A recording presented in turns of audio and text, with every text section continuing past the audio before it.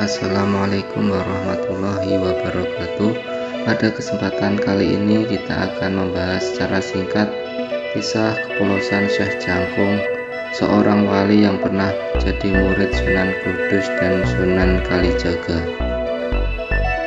Pada suatu hari, Ki Ageng Kingiran menemukan anak laki-laki di tepian sungai.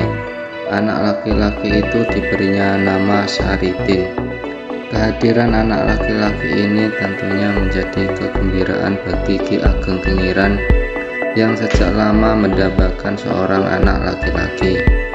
Sebelum menemukan Saridin di tepi sungai, Ki Ageng Kingiran telah memiliki anak perempuan bernama Sumiyem. Setelah dewasa, Sumiyem diperistri oleh seorang laki-laki bernama Branjung, sedangkan Saridin dikawinkan dengan seorang gadis bernama Sumirah. Sebelum Ki Ageng Kingiran meninggal, berpesan kepada anak-anaknya akan mewariskan pohon durian miliknya kepada Saridin dan Branjung. Jika siang, durian tersebut merupakan bagian Branjung, sedang kalau malam bagiannya Saridin. Bila ada buah durian yang jatuh pada siang hari, menjadi rezeki Branjung, sedangkan kalau jatuh pada malam hari menjadi rezekinya Saridin. Ternyata buah durian tersebut tidak ada yang jatuh pada siang hari, sedangkan kalau malam banyak yang jatuh. Branjung mulai merasa iri hatinya dan timbul dalam pikirannya ingin menyamar menjadi harimau untuk menakut-nakuti Saridin. Setelah berubah dirinya menjadi harimau, maka segera memanjat pohon durian itu. Saridin tahu kalau ada harimau di pohon durian, segera ditombak kenal dan mati harimau tersebut. Setelah harimau mati, berubah lagi menjadi manusia yang tak lain adalah Sumiyem. Oleh petinggi Pati, Saridin didakwa telah melakukan pembunuhan sehingga harus dijatuhi hukuman. Kemudian Saridin dipenjara oleh penguasa Pati. Sebelum dipenjara, Saridin bertanya apakah boleh pulang jika kangen anak dan istrinya. Petugas penjara pun menjawab, boleh asal bisa. Dan terbukti beberapa kali Saridin bisa pulang dan keluar dari penjara di malam hari dan kembali lagi esok harinya. Hal ini tentunya membuat penguasa Pati pada waktu itu jengkel. Saridin dikenai hukuman gantung, tapi saat hendak mau digantung, para petugas tidak mampu menarik talinya karena terlalu berat. Saridin menawarkan ikut membantu. Dijawab oleh Adipati boleh asal bisa. Karena izin dari Adipati itu, Saridin lepas dari talinya lalu ikut menarik tali gantungan. Adipati semakin murka dan menyuruh membunuh Saridin saat itu juga. Lalu Saridin memutuskan melarikan diri dan berguru pada Sunan Kudus. Hingga pada suatu saat Saridin menemui Sunan Kudus di pondoknya. Saat disuruh bersahadat oleh Sunan Kudus, para santri lain memandang remeh pada Saridin. Apa mungkin dia bisa mengucapkannya dengan benar? Tapi yang terjadi sungguh di luar dugaan semua orang. Saridin justru lari memanjat pohon kelapa yang sangat tinggi dan tanpa ragu terjun dari atasnya. Sampai di tanah dia tidak apa-apa. Semua pada heran, pada apa yang terjadi. Sunan Kudus menjelaskan bahwa Saridin bukan cuma mengucapkan syahadat, tapi seluruh dirinya bersahadat, menyerahkan seluruh keselamatan dirinya pada kekuasaan tertinggi. Kalau sekedar mengucapkan kalimat syahadat, anak kecil pun juga bisa, kata Syekh Kudus. Hal itu membuat Saridin mendapatkan tempat di kalangan santri, bahkan Saridin masih saja dilecehkan oleh para santri. Saat ada kegiatan mengisi bak air untuk wudhu, Saridin bukannya diberi ember, malah diberi keranjang. Tapi dengan keranjang itu pula Saridin bisa mengisi penuh bak air. Saat Saridin mengatakan bahwa semua air ada ikannya, tidak ada yang percaya. Akhirnya dibuktikan mulai dari comberan, air kendi sampai air kelapa. Ketika semua ditunjukkan di depan Saridin, semua ada ikannya. Karena Saridin terlalu jumawa dan pamer kelebihan, sehingga dia akhirnya diusir Sunan Kudus, harus keluar dari tanah Kudus. Singkat cerita, Saridin lalu bertemu dengan Sunan Kalijaga, gurunya terdahulu.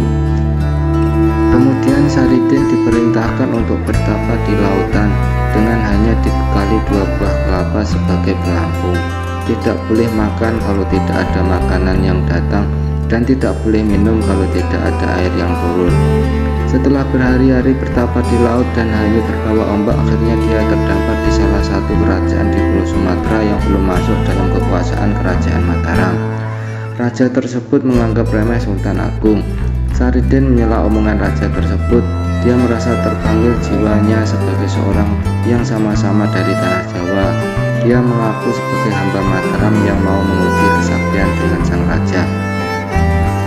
Aku bisa menghitung kekuatan pasukan kerajaan ini yang paduka gelar di alun-alun kerajaan, kata Saridin.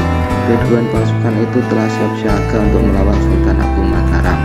Ya, coba kalau bisa kamu menghitung ribuan pasukanku dengan tepat, aku akan mengaku kalah sama kamu, Saridin. Lalu Saridin melesat dengan cepat ke atas, berlari dari ujung ke ujung tombak yang mengacung ke langit. Semua dihitung dengan cepat seperti kilat. Dia kemudian berada di hadapan raja dengan melebat jumlah pasukan yang berbaris. Raja itu pun tertunduk bergetar dan ciut nyalinya menghadapi kesaktian Saridin. Seketika itu raja takut di hadapan Saridin, namun dia tidak menerima sembah bakti. Saridin menyarankan untuk tunduk kepada Sultan Agung saja, sebab Saridin adalah salah satu hamba dari Mataram. Dengan demikian raja tersebut tunduk takut kepada Sultan Agung tanpa perlawanan sama sekali. Selain sakti mandraguna, Saridin juga dikenal sebagai ahli berdakwah agama Islam, beramal ibadah, membantu kaum duafa dan fakir miskin. Ketika usia Syekh Jangkung mendekati senja, dia memilih hidup sebagai petani dengan membuka perkampungan baru di wilayah Pati, Jawa Tengah. Dalam perjalanan mencari perkampungan, sampailah di desa Lause. Di sini dia bertemu dengan 7 orang yang sedang memperbaiki atap sebuah rumah. Dari sinilah Syekh Jangkung ingin membuktikan kebaikan perilaku ke-7 orang tersebut. Lantas dia mengalihkan perhatian mereka dengan bertanya apakah ada warga sekitar yang akan menjual kerbau. Maksud Syekh Jangkung jika ada, maka dia ingin membeli 2 ekor dengan alasan untuk keperluan membajak sawah. Ke-7 orang melihat pakaian Syekh Jangkung yang compang-camping tidak mengindahkan pertanyaan tersebut, malah menghinanya dengan jawaban yang menyakitkan. Mereka mengatakan di desanya tidak akan ada orang yang mau menjual kerbau kepadanya. Bila mau, dia akan diberi kerbau yang sudah mati. Di luar perkiraan ke-7 orang itu, Syekh Jangkung menerima tawaran mereka, lalu berangkatlah mereka bersama menuju ke tempat kerbau mati itu. Syekh Jangkung lantas menatap seonggok kerbau yang sudah tidak bergerak itu. Badannya sangat besar dengan tanduk yang sudah melengkung. Melihat kerbau itu, Syekh Jangkung lantas sholat dan meminta kepada Allah agar kerbau itu dihidupkan kembali. Sekarang bangunlah, ujar Syekh Jangkung. Sambil mengelus-elus tanduk kerbau itu, aneh bin ajaib, tiba-tiba kerbau itu mengibaskan ekornya dan menandakan dia hidup kembali.